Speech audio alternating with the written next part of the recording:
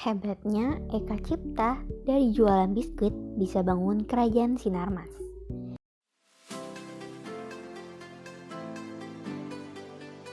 Eka Cipta Wijaya merupakan konglomerat dengan gurita bisnisnya di bawah bendera Sinarmas. Pria yang telah tutup usia pada 16 Januari 2019 ini juga dikenal sebagai salah satu orang terkaya di tanah air. Bisnis Eka Cipta kini dipegang oleh anak-anaknya. Pada akhir 2019, keluarga Wijaya masih tercatat dalam daftar orang terkaya kedua di Indonesia versi Forbes dengan nilai harta 9,6 miliar US dollar atau setara dengan 134,4 triliun rupiah.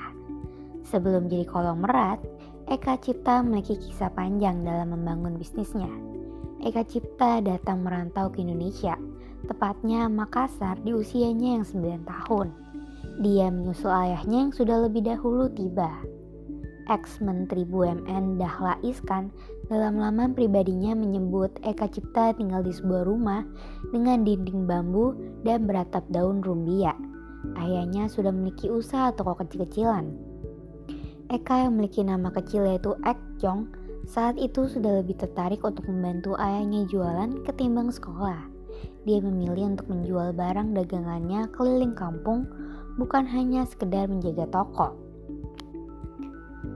Eka yang saat itu hanya bisa bicara bahasa Hokkien juga kesulitan untuk bersekolah di sekolah Tionghoa di Makassar. Selain itu, Eka yang sudah berusia 9 tahun juga diharuskan masuk kelas 1. Meski setelah memohon-mohon ke kepala sekolah, akhirnya ia dibolehkan masuk ke kelas 3. Lulus SD, Eka enggan melanjutkan sekolahnya. Alasan dia jika sekolah untuk bekerja, maka dia harus bisa bekerja tanpa sekolah. Tapi bukan berarti Eka tidak sekolah. Dia hanya tidak sekolah formal. Guru tetap datang ke rumahnya malam hari. Dia membayar jasa guru itu dengan hasil keringatnya sendiri. Dia ambil dari hasil jualan biskuit yang merupakan bisnis awalnya setamat SD. Bahkan agar bisa bisnis biskuit, Eka menjaminkan ijazah SD ke produsen sehingga bisa menjualnya alias menjadi distributor. Bisnis biskuit berjalan lancar, omsetnya meningkat. Eka pun bisa membeli sepeda hingga becak bekas sebagai sarana menjual biskuitnya. Bisnis biskuit melambung dalam 4 tahun, Eka bisa mengumpulkan 2.500 gulden dan 1.000 gulden bisa dipakai renovasi rumah orang tuanya. Tak cepat puas, Eka pun merambah sumber uangnya lain. Dia ikut arisan tender, caranya siapa yang mau memberi bunga tertinggi yang menang.